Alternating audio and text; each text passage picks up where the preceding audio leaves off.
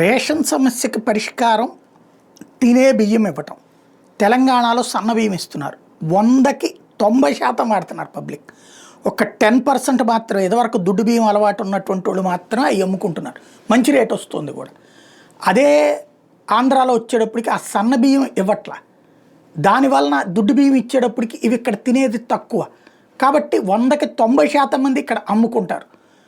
Finger thumb అయితే thumb పెడతావా, నువ్వు ముఖానికి స్క్రీన్ పెడతావా, ఏం పెట్టినా సరే అమ్ముకుంటారు. 10 రూపాయలు వాళ్ళకి ఇస్తున్నారు.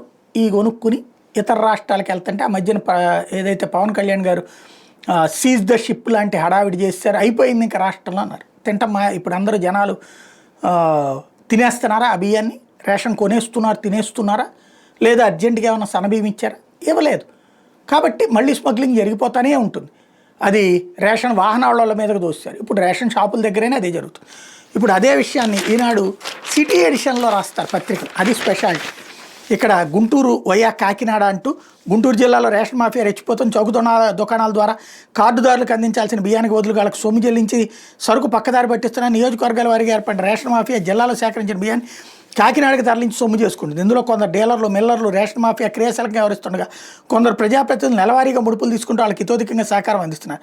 పౌర సరఫరాల సంస్థ నిఘా విభాగం అధికారులు దాడులు చేయడంలో చేయకుండా నియోజకవర్గంలో రేషన్ బియ్యం వ్యవహారాన్ని ఫలానా వ్యక్తి చక్కబెడుతున్నారని సమాచారం ఇస్తున్నారు.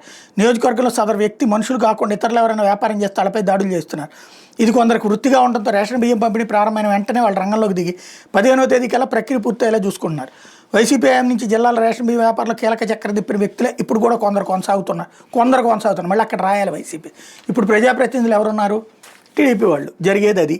కాకపోతే ఇది అర్థమవుతుంది అంటే కష్టమే.